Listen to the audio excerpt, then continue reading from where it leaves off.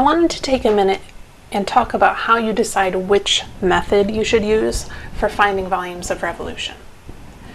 So the main thing is to look at your region and decide how you want to slice it up. Okay, so suppose our region is this.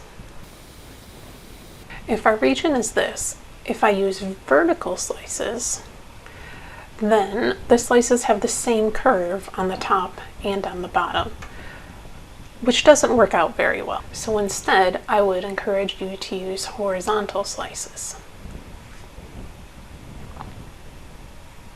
On the other hand, suppose you have a region that looks like this.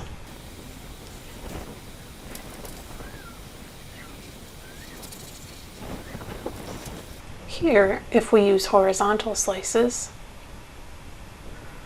we have some slices where the right and the left ends are on the same curve. So instead, I would use vertical slices, even though this means you'll have to do your integral in two separate steps, because the bottom line here is one line, while the bottom curve over here is a different line. Note that there are many times that you can do this either way.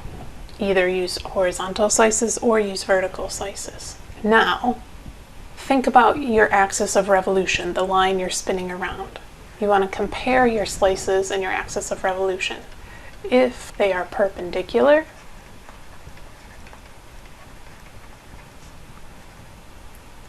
then you're going to use the disc method or the washer method. On the other hand, if your slices are parallel, you're going to use the shell method. To determine whether you're using a dx or you're using a dy, you're just looking at your slices. Okay, if your slices are vertical, then you're using dx. Like in this picture, our slices are vertical, so this little width is a delta x, which then turns into the dx.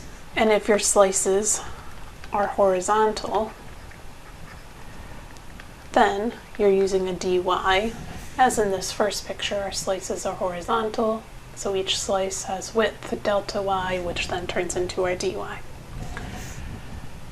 And then remember, whether you have a dx or a dy determines whether the bounds on your integral are x values or y values, and whether everything in the function in your integral should be a function of x, if you have a dx, or should be a function of y, if you have a dy.